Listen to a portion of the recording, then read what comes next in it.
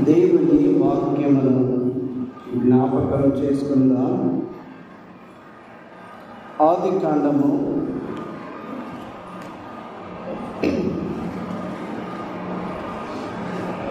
35వ అధ్యాయము.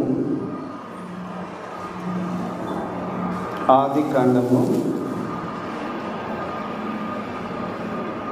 35వ అధ్యాయము 16, 17, 18 వచనాలు నేను చదువుతాను.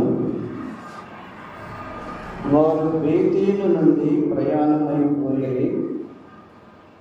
ఎఫ్రాతాకు వెళ్ళు మార్గంలో మరికొంత దూరం ఉన్నప్పుడు రాకేలు ప్రసవించుచు ప్రసవ వేదనతో ప్రయాసపడేది.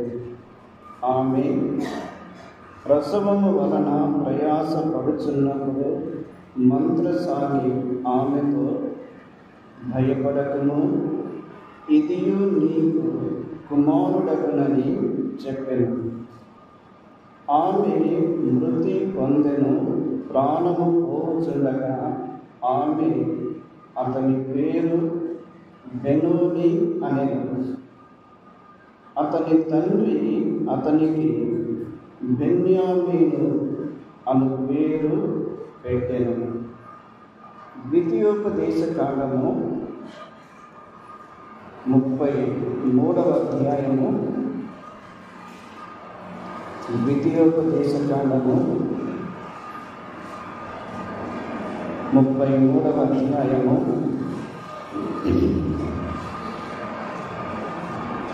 12వ వచనము. బెన్యామీనును గూర్చి ఇట్లనెను, బెన్యామీను యెహోవాకు ప్రియుడు, ఆయన యొక్క అతడు సురక్షితముగా నివసించును. దినమెల్ల ఆయన అతనికి ఆశ్రయమును, ఆయన భుజముల మధ్య అతడు నివసించును. చిన్న మాట ప్రార్థన చేసుకుందాం. కృపా కనికరములు గల మా తండ్రి, మీకు స్తోత్రములు చెల్లిస్తున్నాము. నైనా ఈ పులివెందుల పట్టణంలో మీరు స్వరక్తమిచ్చి సంపాదించుకున్న సంఘములను బట్టి స్తోత్రములు చెల్లిస్తున్నాము. హెబ్రోను ప్రార్థన మందిరమును బట్టి సంఘములోని పెద్దలు, పరిచారకులు, పరిశుద్ధులను బట్టి స్తోత్రములు చెల్లిస్తున్నాము.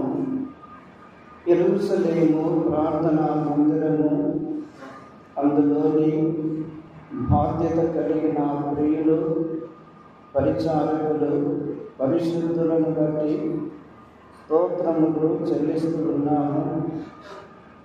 ఈ 2 స్థానిక సంఘములను, పరిచర్యను దీవించండి, ఆశీర్వదించండి.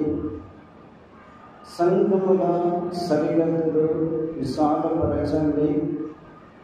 సంఘములోను సంఘమునకు వెలుపల జరుగుతున్న ప్రతి పరిచర్యను కూడా మీరు దీవించండి. ఇతర గ్రామాలలో, ఆయా స్థలాలలో జరుగుతున్న పరిచర్యను కూడా మీరు దీవించమని మీ సన్నిధిలో ప్రార్థన చేస్తున్నాము. ఈ ఉదయకాలము నైనా కొంత సమయము మిగిలి ఉండగా, మీ వాక్యము చదువుకొని ఉండగా మాతో మీరు మాట్లాడమని, మమ్మను మీరు దర్శించమని యేసు క్రీస్తు నామమున స్తోత్రములు చెల్లించి వేడుకొనుచున్నాము తండ్రి. ఆమేన్.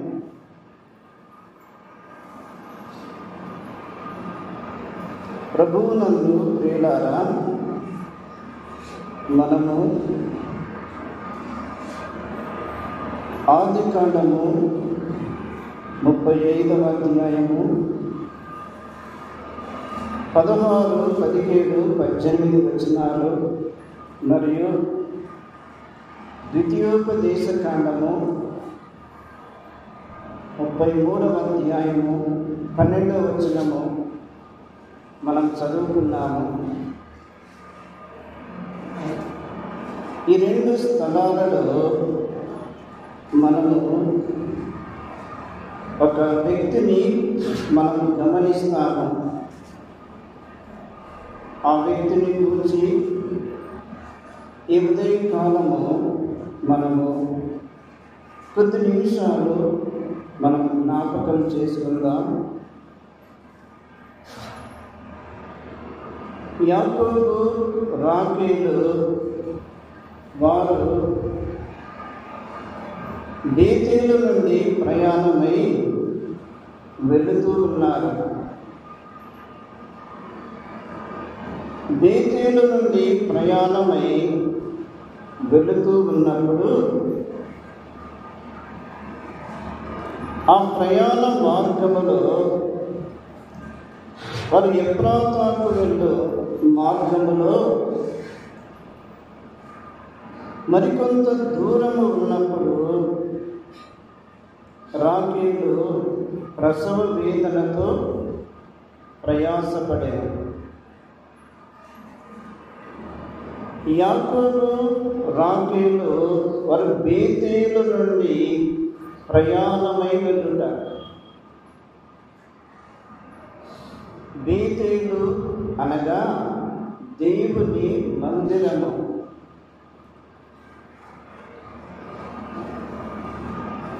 రక్షించబడిన ప్రతి విశ్వాసి తన ప్రయాణము దేవుని మందిరము నుండి, దేవుని సంఘములో నుండి తన ప్రయాణము ప్రారంభించాలి.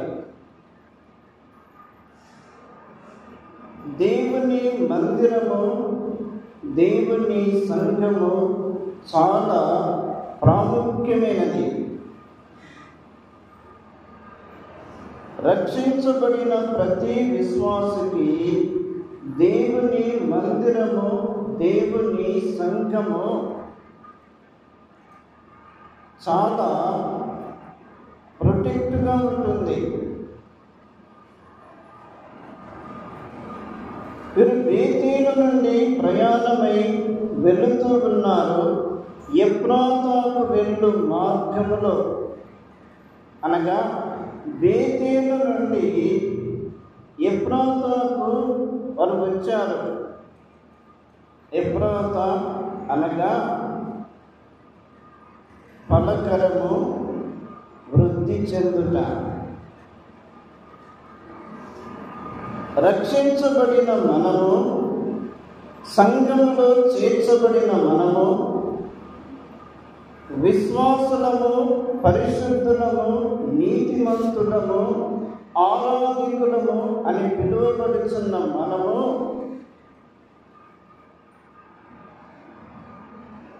మన యొక్క సహవాసము దేవుని మందిరముతో తప్పకుండా ఉండాలి. దేవుని మందిరముతో సహవాసము చేస్తున్నప్పుడు ఆత్మీయ జీవితములో ఎదుగుదల ఏర్పడుతుంది. ఆత్మీయ జీవితములో ఫలమును పుంజుకుంటాము. ఆత్మీయ జీవితములో అనేక సంగతులు నేర్చుకుంటాము. కొంతమంది ఆదివారము కనబడితే తిరిగి మరల ఆదివారము కనిపిస్తారు. నియామక కూడికలకు సమయము ఉన్నా, అవకాశము ఉన్నా, వీలు ఉన్నా కూడా రాలేక నిర్లక్ష్యము చేస్తారు. నియామక కూడికలకు మనము చేరి వస్తున్నప్పుడు దేవుని గ్రంథములో ప్రభు మన కొరకు ఏమి సిద్ధపరిచి ఉన్నాడో, ప్రభు మనతో ఏమి మాట్లాడనై ఉన్నాడు, ప్రభు మన పట్ల ఎటువంటి ప్రణాళికలు ఆలోచనలు కలిగి ఉన్నాడు, దేవుని గ్రంథములో నుండి దేవుడు తన దాసుల ద్వారా బయలుపరచున్నాడు. అప్పుడే ఆత్మీయతలో పరిపక్వత, ఆత్మీయతలో ఎదుగుదల, ఆత్మీయతలో వృద్ధి చెందుట.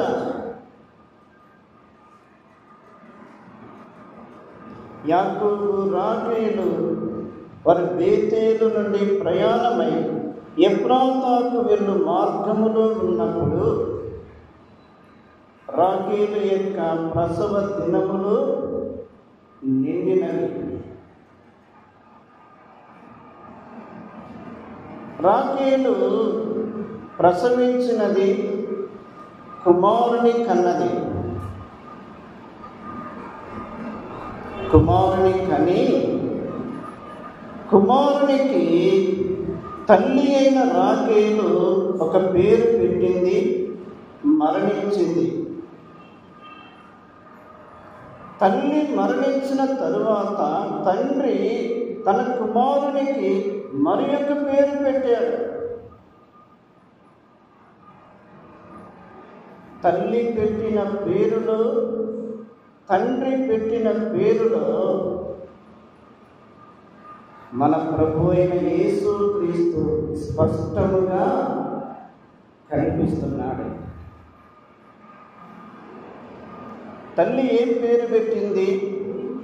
బెనోని అనే పేరు పెట్టింది.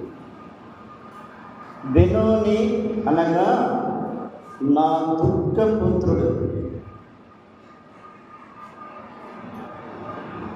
ఏ తల్లి తండ్రి అయినా తన కుమారునికి ఇటువంటి పేరు పెట్టగలరా? చెప్పండి. కుమారుడు పుట్టక మునిపే, కుమార్తె పుట్టక మునిపే,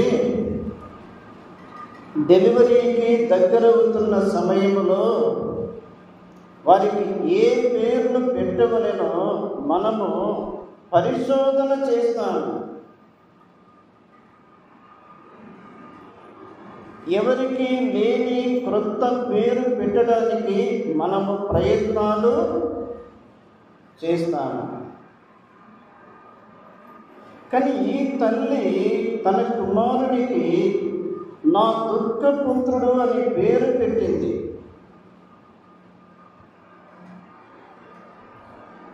ఇందులో మన ప్రభు అయిన యేసు క్రీస్తు దుఃఖపుత్రుడుగా కనిపిస్తున్నాడు. ఉదయకాలం మనం ఆరాధనలో జ్ఞాపకము చేసుకున్నట్టు పాపముల చేతను, అపరాధముల చేతను చచ్చిన వారము, ఆత్మ సంబంధమైన జీవమును కోల్పోయిన వారము, పాప మరణముల నియమములో నిలిచిన వారము, మన పాపములను బట్టి మనము దుఃఖములో నిలిచాము. దుఃఖములో నిలిచాము. పాపము అనగానే అవమానమును, దుఃఖమును, నిరాశను, నిస్పృహను, కృంగుదలను మిగిల్చును. జీవితములో గురి లేని జీవితమును చూపించేది పాపము. నిరీక్షణను కోల్పోయేలా చేసేది పాపము. జీవితము యొక్క విలువను గుర్తించలేని స్థితిలోనికి తీసుకుని వెళ్ళేదే పాపము. అయితే ప్రియులారా, యేసు క్రీస్తు ప్రభువు ఆయన పరలోకమును విడిచిపెట్టి మానవుడుగా లోకానికి వచ్చెను. మనుషుని పోలికగా పుట్టెను, దాసుని స్వరూపము ధరించుకొనెను, రిక్తుడుగా మారెను. ఆకాశ పక్షులకు గూళ్ళు ఉన్నవి, నక్కలకు బొరియలున్నవి, మనుష్య కుమారునికి తలవాల్చుకున్నటకు స్థలము లేదు. ఆయన ఎంతో దీనుడుగా ఈ లోకములో తన్ను తానే ప్రత్యక్షపరచుకొనెను. యేసు క్రీస్తు ప్రభువు మన పాపములను బట్టి, మన దోషములను బట్టి ఆయన మన స్థానములో నిలిచాడు. నీ పాపములను బట్టి, నీ దోషములను బట్టి, నీ అతిక్రమ క్రియలను బట్టి ఆయన నీ స్థానములో నిలిచాడు. ఇది నీవు ఎరుగుదువా? నీవెప్పుడైనా గ్రహించావా? ఆయన ధవల వర్ణుడు, రత్న వర్ణుడు, 10,000 మంది పురుషులలో గుర్తింపదగిన వాడు, అతి శ్రేష్ఠుడు, అతి కాంక్షణీయుడు, అతి మనోహరుడైన మన ప్రభు అయిన యేసు క్రీస్తు నీ కొరకు, నా కొరకు మన స్థానములో నిలిచాడు. మన కొరకై దుఃఖాక్రాంతుడుగా మారెను. కీర్తనాకారుడు ఒక మాట వ్రాయించున్నాడు. కీర్తనల గ్రంథము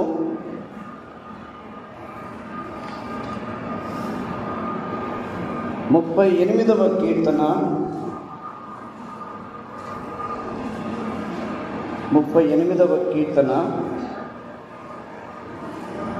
3-4 వచనాలలో, నీ కోపాగ్ని వలన ఆరోగ్యము నా శరీరమును విడిచిపోయెను, నా పాపమును బట్టి నా ఎముకలలో స్వస్థత లేదు, నా దోషములు నా తల మీదుగా పొర్లిపోయినవి, నేను మోయలేని బరువు వలె అవి నా మీద మోపబడి ఉన్నవి. పాపి అయిన ప్రతి మానవుని యొక్క స్థితి దావీదు ఇక్కడ జ్ఞాపకము చేస్తున్నాడు. పాపములో జన్మించి, పాపములో పెరుగుతూ, పాప సంబంధమైన క్రియలు జరిగిస్తూ, పాపములోనే నిలిచి ఉన్న పాప సంబంధమైన మానవుని యొక్క స్థితి ఎలాగుంది అంటే, ఆరోగ్యము క్షీణించిపోవుట, స్వస్థత లేకుండుట, తన శరీరములో, తన జీవితములో మోయలేని బరువును కలిగి ఉన్నాడు. నా దోషములు నా తల మీదుగా పొర్లిపోయినవి, అవి నేను మోయలేని బరువు వలె మోపబడి ఉన్నవి.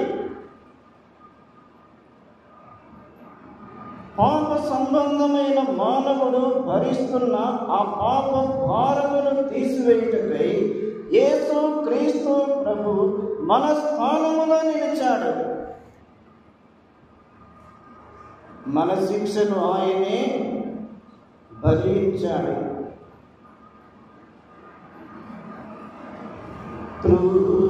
త్రునీకారే పవని విసర్జే పాపడెను, త్రునీకారే పవని విసర్జే పాపడెను, తు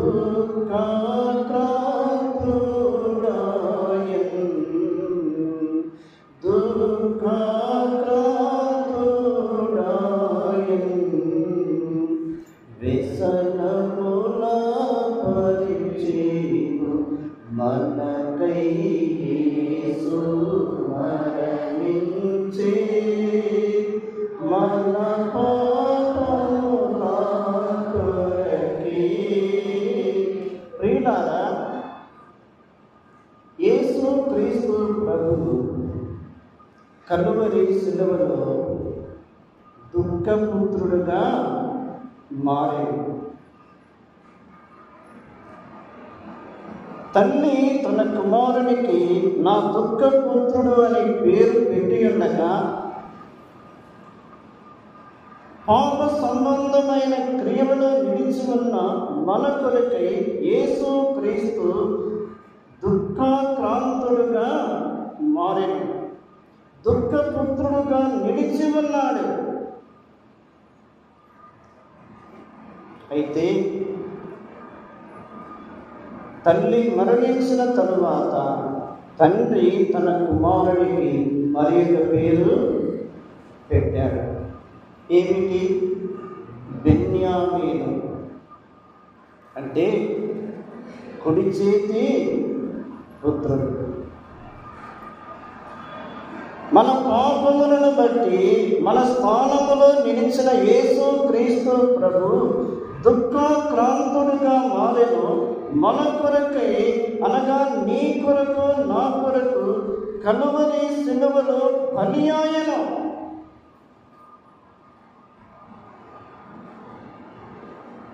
ఆయన ప్రేమను గ్రహించండి. ఆయన నీ కొరకై తన్ను తాను సమర్పించుకొనెను.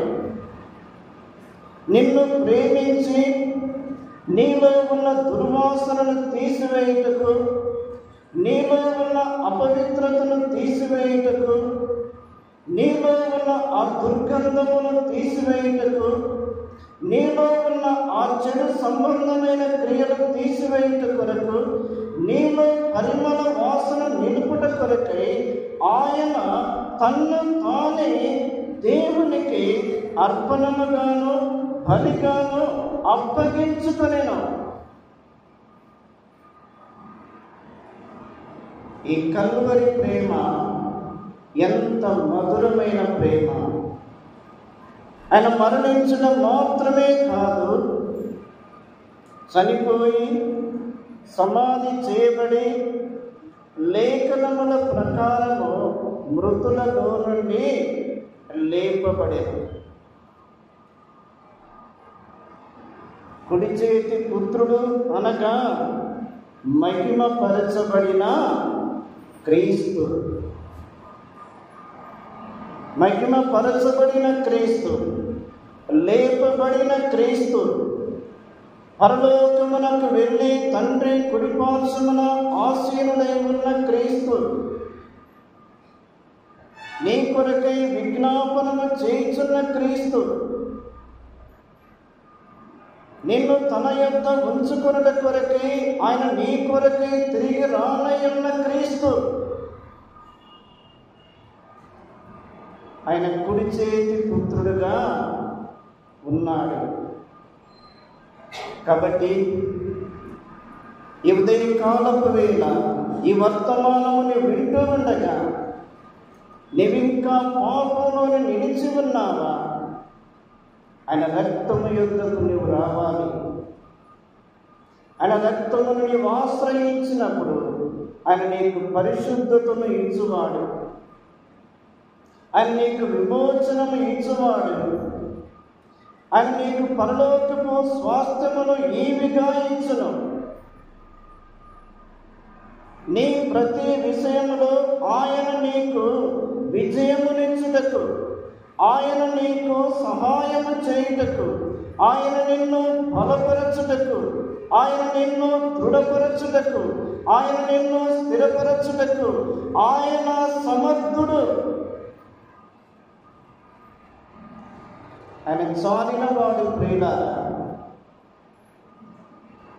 ఆయన చాలినవాడు. కుడి చేతి పుత్రుడుగా మన ప్రభు అయిన యేసు క్రీస్తును మనము చూస్తున్నాము.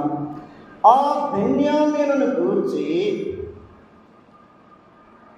దైవజనుడైన మోసే ఇశ్రాయేలును దీవించిన ఆ విధములో, ఆ క్రమములో బెన్యామీనును గురించి ఏమని పలుకుతున్నాడు? ద్వితీయోపదేశకాండము 33వ అధ్యాయము 12వ వచనములో, బెన్యామీను యెహోవాకు ప్రియుడు.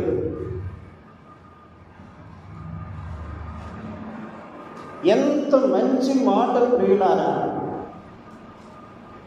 ఒక దైవజనుడు ఇశ్రాయేలు కుటుంబములో నుండి, యాకోబు యొక్క కుమారులలో నుండి ఒక కుమారుని గూర్చి ఎంత శ్రేష్టమైన మాట పలుకుతున్నాడు. బెన్యామీను యెహోవాకు ప్రియుడుగా ఉన్నాడు. ప్రియుడు అనగా ఇష్టమైన వాడు.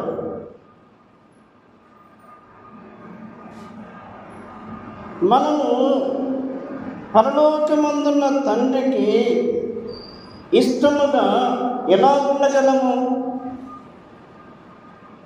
అది సాధ్యమేనా? అలాగున మనము జీవించగలమా? అలాగున మనము నిలవగలమా అంటే అది సాధ్యమే ప్రియులారా. ఎందుకంటే ఒక మాట చూడండి, యోహాను వ్రాసిన మొదటి పత్రిక,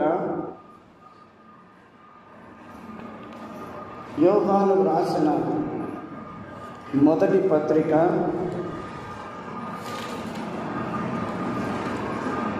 5వ అధ్యాయము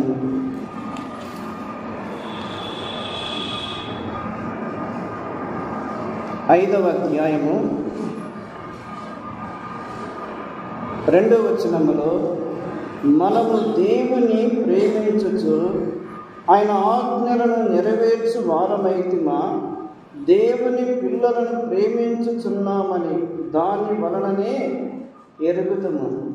మనం ఆయన ఆజ్ఞలను గైకొనుటయే దేవుని ప్రేమించుట. ఆయన ఆజ్ఞలు భారమైనవి కావు. దేవుడు ఎప్పుడు కూడా తన బిడ్డల మీద భారమైనవి ఎన్నడూ ఉంచడు. నీవు నేను ఎంత చేయగలమో, ఎంత నెరవేర్చగలమో, ఎంతలో మనము నిలువబడగలమో వాటిని మాత్రమే మన ముందు ఉంచి వాటిని చేయుటకు మనలను ప్రభు ప్రేరేపించును. మనము దేవునికి ఇష్టమైన వారముగా ఉండాలి అంటే ఒకటి, ఆయన మాటలు జాగ్రత్తగా వినాలి.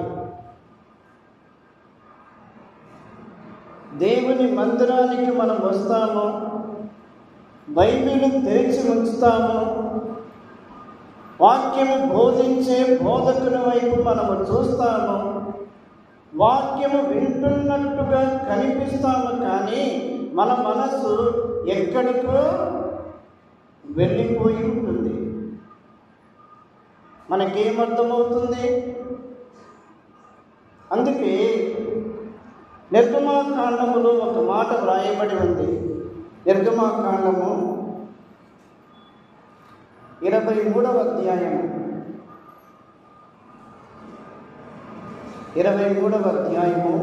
2వ వచనములో, అయితే నీవు ఆయన మాటను జాగ్రత్తగా విని నేను చెప్పినది యావత్తు చేసిన ఎడల, 21వ వచనములో, ఆయన సన్నిధిని జాగ్రత్తగా ఉండి ఆయన మాట వినవలెను. ఆయన సన్నిధిలో మనము జాగ్రత్తగా ఉండాలి. ఆయన మాటలు మనము జాగ్రత్తగా వినాలి. మన మనస్సు కొంతసేపు ఆయన మాటల మీద లక్ష్యం ఉంచాలి.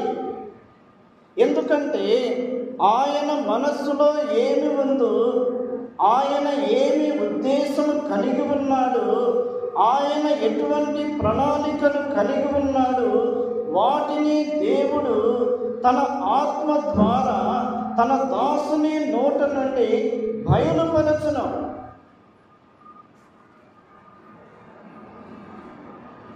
ఆయన మాటలు జాగ్రత్తగా వింటున్నప్పుడు మనకేమి కలుగుతుంది? విశ్వాసము కలుగుతుంది. వినుట వలన విశ్వాసము కలుగును. రెండవది, విన్న మాటలు మనము నెరవేర్చుటకు పూనుకోవాలి.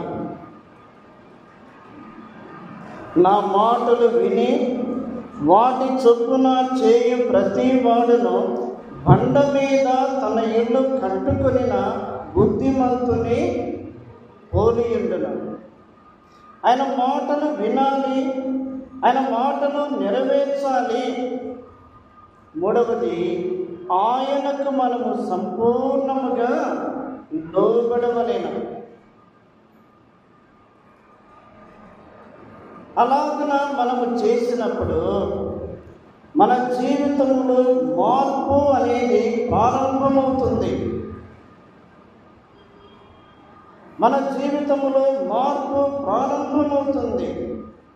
మనము ప్రభువును అనుసరించడానికి, మనము ప్రభువును ప్రేమించడానికి, మనము ప్రభువును వెంబడించడానికి, మనము ప్రభువుతో సహవాసము చేయడానికి, మనము ప్రభువు యొక్క క్రియను జరిగించడానికి ఈ మూడు చాలా ప్రాముఖ్యమైనవి. ఒకటి, వినాలి, విన్నదాన్ని మనము చేయాలి. చేయుటకు ఆయనకు సంపూర్ణముగా మనము లోబడవలెను. అప్పుడే ఆయనకు ప్రియమైన వారముగా జీవించుటకు ఆయనే మనలను మార్చువాడు. ఆయనే మనలను మార్చువాడు. దేవుని గ్రంథములో ఆయన చేత ప్రియుడు అని అనిపించుకున్న వారు ఉన్నారు. ఉదాహరణకు ఆదికాండము 22వ అధ్యాయములో చూడండి. ఆదికాండము 22వ అధ్యాయములో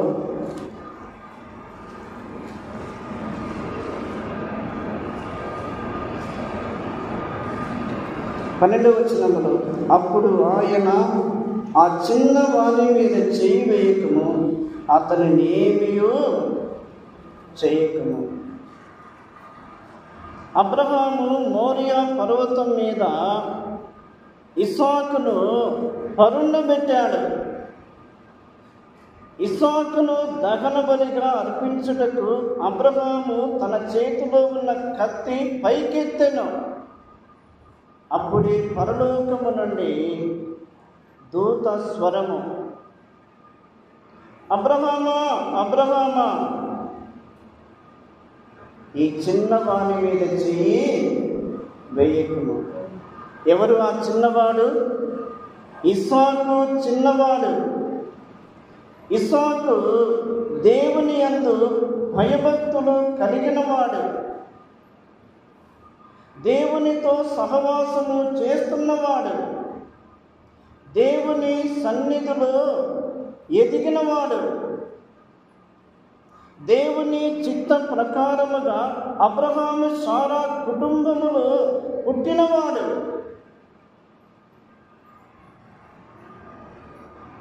ఇస్సాకులో మన ప్రభు అయిన యేసు క్రీస్తు. ఇస్సాకు ఎంత ఇష్టముగా కనిపిస్తూ ఉన్నాడు, యేసు క్రీస్తు ప్రభు అంతకంటే ఎన్నో రెట్లు ఇష్టముగా కనిపిస్తున్నాడు. ఒకటి, ఇస్సాకు దేవునికి ప్రియమైన వాడు. రెండవది, ద్వితీయోపదేశకాండ 33:12లో బెన్యామీను దేవునికి ప్రియమైన వాడు. బెన్యామీను దేవునికి ప్రియమైన వాడు. అపోస్తలుల కార్యములు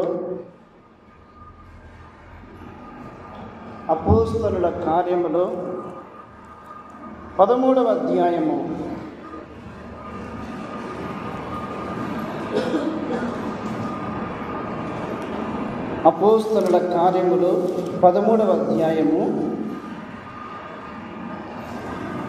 22వ వచనంలో,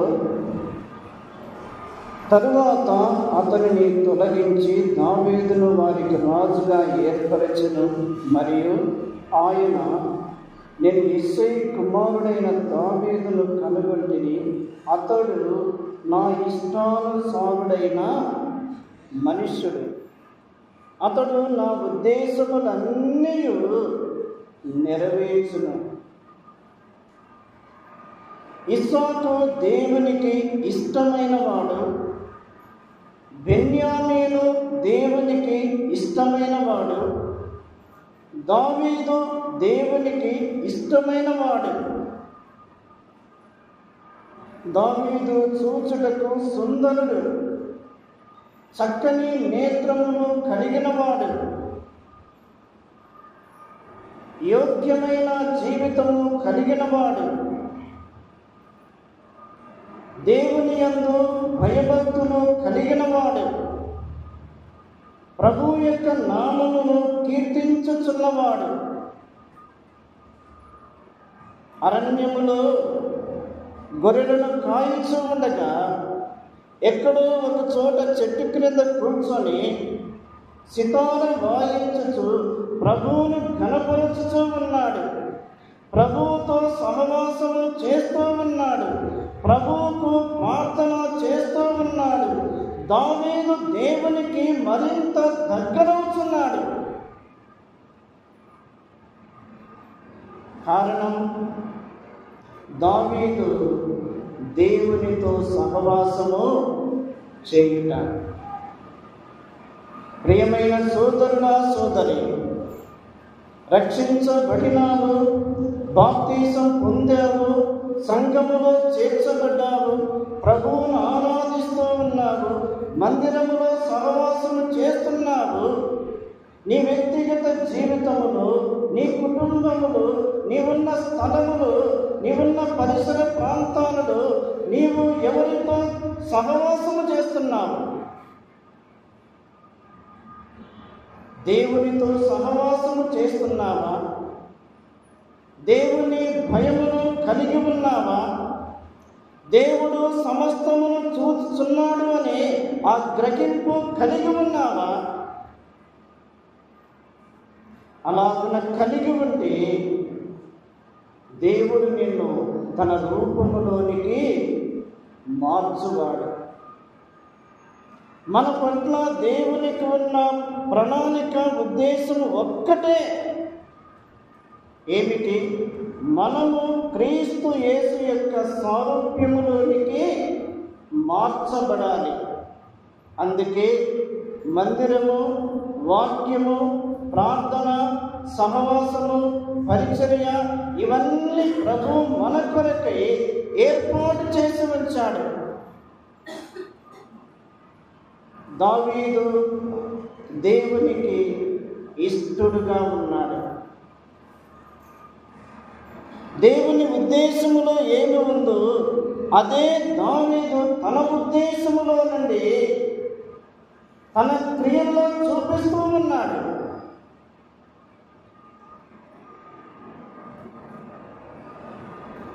దానియేలు గ్రంథము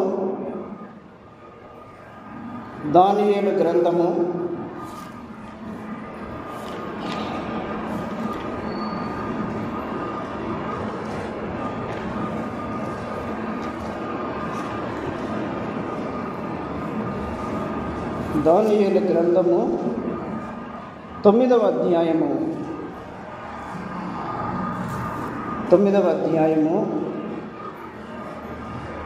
22వ వచనము. అతడు నాతో మాట్లాడి ఆ సంగతి నాకు తెలియచేసి ఇట్లా, నేను దానియేలు, నీకు గ్రహింప శక్తి ఇచ్చుటకు నేను వచ్చితిని. 23వ వచనం, నీవు బహు ప్రియుడవు. 10వ అధ్యాయము 11వ వచనము, దానియేలు, నీవు బహు ప్రియుడవు కనుక నేను నీ యొద్దకు పంపబడితిని. 18, 19 వచనాలలో, అతడు మరలా నన్ను ముట్టి నన్ను బలపరిచి, నీవు బహు ప్రియుడవు, భయపడకుము, నీకు శుభమును గాక. ఒకే మాట దానియేలును గూర్చి 3 సందర్భాలలో రాయబడి ఉంది. దానియేలు, నీవు బహు ప్రియుడవు. దానియేలు ఎక్కడ ఉన్నాడు? బబులోను దేశములో ఉన్నాడు, అన్యుల దేశములో ఉన్నాడు, విగ్రహారాధన సంబంధమైన దేశములో ఉన్నాడు. తనకంటూ ఆత్మీయులు ఎవరు లేరు, తనతో పాటు సహవాసము చేయుటకు ఎవరూ లేరు, తన బంధువులు లేరు, రక్త సంబంధికులు లేరు. అయితే ప్రియులారా, దావీదు బబులోను దేశములో, అన్యుల దేశములో దానియేలు తన సాక్ష్యమును కాపాడుకున్నాడు, పరిశుద్ధతను కాపాడుకున్నాడు, ప్రార్థన పరుడుగా కనబడుచూ ఉన్నాడు, దేవుని యందు భయభక్తులు కలిగినవాడు. రాజే దానియేలు ఎదుట దేవుని గురించి సాక్ష్యమిస్తున్నాడు. దానియేలు, నీవు జీవము గల దేవుని సేవించుచున్నావే, ఆయన పరలోకమందు ఉన్నాడు, ఆయన నిన్ను రక్షించుటకు సమర్థుడు. ప్రియులారా, మనం ఎక్కడ ఉన్నా కూడా, ఏ స్థలములో ఉన్నా కూడా, మనము దేవునికి ప్రియమైన వారముగా మనం ఉండాలి. ఇస్సాకు దేవునికి ప్రియమైన వాడు, బెన్యామీను దేవునికి ప్రియమైన వాడు, దావీదు దేవునికి ప్రియమైన వాడు, దానియేలు దేవునికి ప్రియమైన వాడు. భక్తుల కంటే మన ప్రభు అయిన యేసు క్రీస్తు ఎంత ప్రియమైన వాడు, ఎంత ప్రియమైన వాడు. యొర్దాను నదిలో యేసు క్రీస్తు బాప్తీసం పొందుచు ఒడ్డునకు వచ్చు ఉండగా ఆకాశము నుండి పావురము దిగివచ్చుట చూచెను. ఆ పావురము తన మీద వాలట చూచెను. అప్పుడే పరలోకము నుండి ఒక స్వరము, ఈయనే నా ప్రియ కుమారుడు, ఈయన యందు నేను ఆనందించుచున్నాను. ఒక సందర్భములో యేసు క్రీస్తు పేతురును, యాకోబును, యోహానును వెంటబెట్టుకొని రూపాంతరపు కొండ మీదకి పోయి యేసు క్రీస్తు రూపాంతరము చెందుతున్న ఆ సందర్భములో కూడా పరలోకము నుండి ఒక స్వరము, ఈయనే నా ప్రియ కుమారుడు, ఈయన యందు నేను ఆనందిస్తున్నాను, ఈయన మాట వినుడి. మన ప్రభు అయిన యేసు క్రీస్తు పరలోకమందున్న తండ్రికి ప్రియమైన కుమారుడుగా, మహిమను తీసుకొని వచ్చే కుమారుడుగా, తండ్రిని సంతోషపరిచిన కుమారుడుగా, తండ్రి అప్పగించిన పనిలో నమ్మకముగా నిలిచిన కుమారుడుగా, లోకములో యోగ్యమైన కుమారుడుగా మన ప్రభు అయిన యేసు క్రీస్తు కనిపించుచున్నాడు. అట్టి ప్రియమైన కుమారుని రక్తములో నుండి పుట్టిన వారమే మనము. మన తండ్రి పరలోకమందు ఉన్నాడు, ఆయనకు మనం ప్రియమైన వారముగా మనం ఉండాలి. యోహాను వ్రాసిన మొదటి పత్రిక లేక మూడవ పత్రిక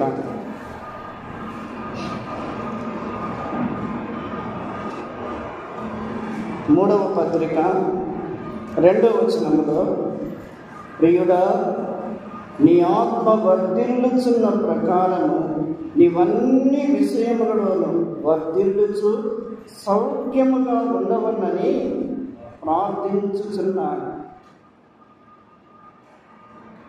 ఇక్కడ యేసు క్రీస్తు శిష్యుడైన యోహాను పెద్దగా ఉన్నాడు, వృద్ధాప్యములో ఉన్నాడు, తన ఎదుట గాయం ఉన్నాడు. ఆ గాయను గురించి ఏమనంటున్నాడు? నీ ఆత్మ వర్ధిల్లుచున్న ప్రకారము. రక్షించబడిన మన జీవితాలలో మన ఆత్మ ఎదుగుతూ ఉన్నదా, ఎండిపోతున్నదా? ఆత్మ ఎండిపోతున్నది అంటే, ఆత్మ బలహీనమవుతుంది అంటే కారణం మన జీవితంలో ప్రభువుకు ఇష్టము కానిది ఏదో ఉంది. దానిని మనము తీసివేసుకున్నప్పుడు ఆత్మ సంబంధమైన జీవితము జీవించుటకు పరిశుద్ధాత్ముడు మనలను సర్వ సత్యములోనికి నడిపించుటకు ఆయన సిద్ధముగా ఉన్నాడు. మన ఆత్మ బలపడాలి, మన ఆత్మ వర్ధిల్లాలి, మన ఆత్మ వృద్ధి చెందవలెను, మన ఆత్మ దేవుని ఆత్మ నడిపింపు కలిగి ఉండాలి.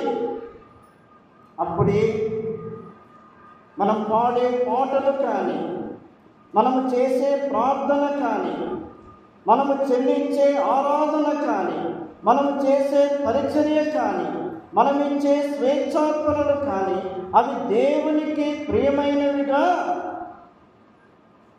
ఉంటాయి. కాబట్టి ప్రియులారా, బెన్యామీను దేవునికి ప్రియమైన వాడు, భక్తులు దేవునికి ప్రియముగా ఉన్నారు, యేసుక్రీస్తు దేవునికి ప్రియముగా ఉన్నాడు. నీవు నేను దేవునికి ప్రియమైన వారముగా ఉన్నామా, లేక దేవునికి దుఃఖమును కలిగించే వారముగా ఉన్నామా? పరీక్షించుకుందాం, పరిశీలించుకుందాం. మరి ఒకసారి ద్వితీయోపదేశకాండము 33వ అధ్యాయము 12వ వచనములో ఒక మాట జ్ఞాపకం చేసుకొని మనం ముగించుకుందాం. బెన్యామీను యెహోవాకు ప్రియుడు, ఆయన యొద్ద అతడు సురక్షితముగా నివసించును. ఎంత మంచి మాట ప్రియులారా!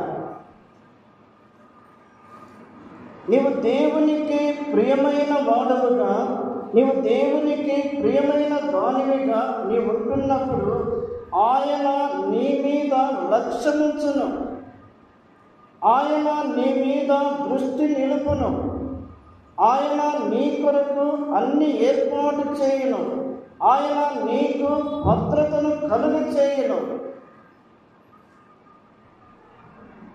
బెన్యామీనుకు దేవుని యొద్ద ఏమున్నది? భద్రత ఉన్నది. సామెతల గ్రంథములో ఒక మాట వ్రాయబడి ఉంది, యెహోవా నామము బలమైన దుర్గము, నీతిమంతుడు అందులోనికి పరుగెత్తి సురక్షితముగా ఉండును. నీవు దేని ఆధారము చేసుకున్నావు? నీకు ఏది బలముగా ఉంది? నీవు దేనిని ఆశ్రయించుచున్నావు? లోకమున, ప్రభువున? ఆయన యొద్దకు మనము రావాలి ప్రియులారా,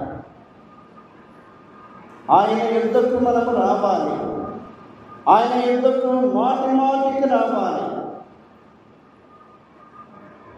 ఆదివారం నాడు ప్రభు దినమందు మనం ప్రత్యేకముగా చేరి వస్తాము. ఆదివారం చేరి వస్తే మరలా తిరిగి ఆదివారమే కనిపిస్తాము. మిగతా రోజులలో అవుట్ ఆఫ్ కవరేజ్ ఏరియాలో ఉంటాము. ఆయన యుద్ధకు మనము రావాలి. ఆయన యుద్ధకు వస్తే మనకు క్షేమము ఉంది. ఆయన యుద్ధకు వస్తే మనకు ఆశీర్వాదములు ఉన్నవి. ఆయన యుద్ధకు వస్తే ఆయన మనకు కృపాక్షేమములు అనుగ్రహించును. ద్వితీయోపదేశకాండము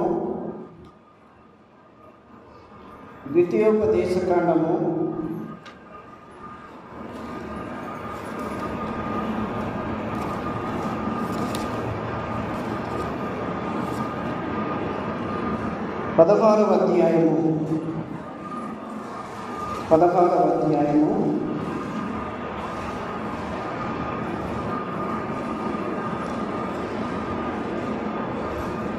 15వ వచనములో, నీ దేవుడైన యెహోవా నీ రాబడి అంతటిలోను నీ చేతి పనులన్నిటిలోను నిన్ను ఆశీర్వదించును కనుక యెహోవా ఏర్పరచుకొను స్థలమును నీ దేవుడైన యెహోవాకు 7 దినములు పండుగ చేయవలెను, నీవు నిశ్చయముగా సంతోషింపవలెను. 17వ వచనములో, వారు వట్టి చేతులతో యెహోవా సన్నిధిని కనపడక నీ దేవుడని యెహోవా నీకు అనుగ్రహించిన దీవెన చొప్పున ప్రతి వాడును తన శక్తి కొలది ఇవ్వలేను.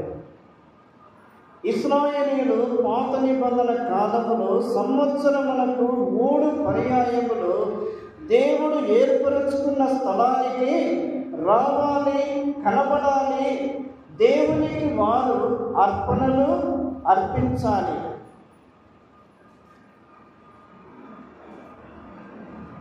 ప్రభు నిన్ను నన్ను ఎంతగా ప్రేమిస్తున్నాడు, నిన్ను నన్ను ఆయన ఎంతగా బలపరుస్తూ ఉన్నాడు, అని నీ మీద నా మీద ఎంత శ్రద్ధ వహించి ఉన్నాడు. మనము ఆయన సన్నిధికి వచ్చుటలో తడవు చేయకూడదు. కోరకు కుమారుడు ఉన్నారు.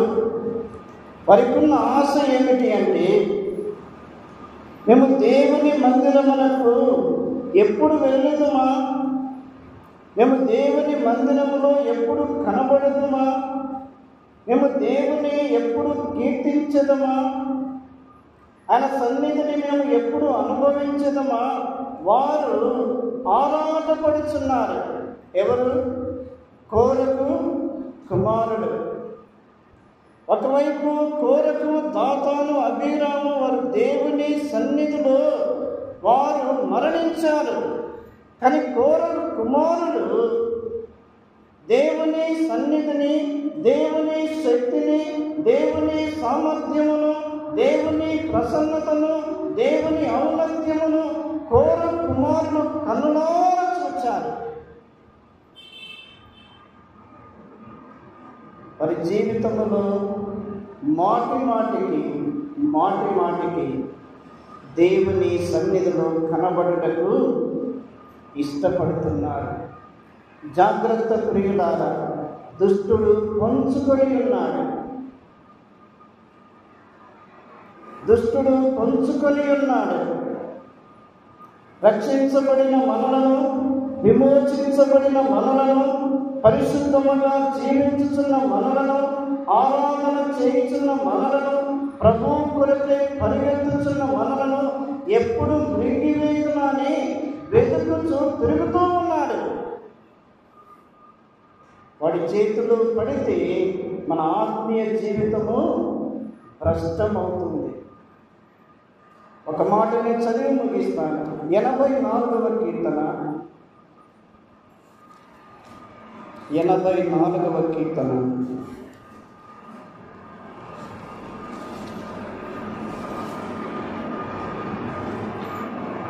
84వ కీర్తన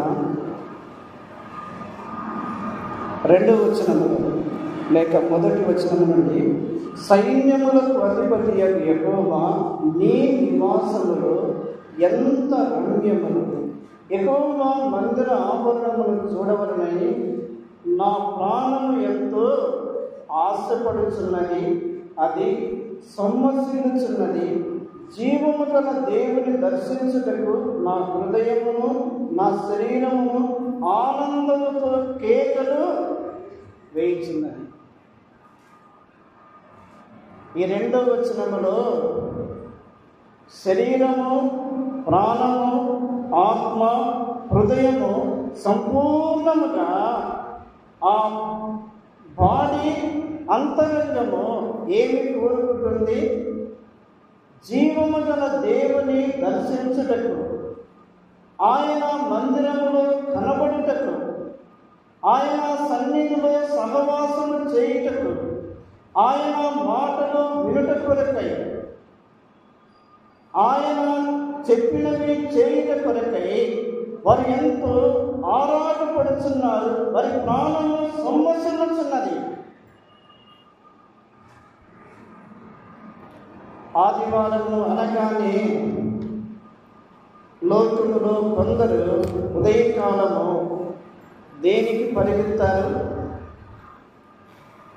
ఏమేమి సిద్ధపరచుకుందామా, ఎటువంటి భోజనాలు ఏర్పాటు చేసుకుందామా అని ఆరాటపడుతూ ఉంటారు. ఒక మాట జ్ఞాపకం చేస్తాను ప్రియులారా.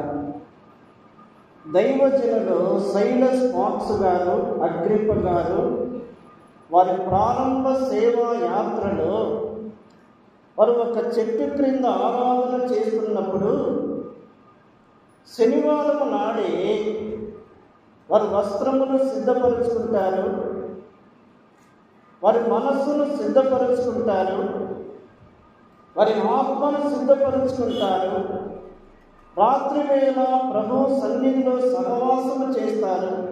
వేకువని ప్రభు సన్నిధిలో సహవాసము చేస్తారు. వారు నిర్ణయించుకున్న సమయానికి ఆయన మందిరములో కనబడటకు వారు ఎంతో వేగిరముగా పరిగెత్తుకొని వస్తున్నారట. ఎందుకు?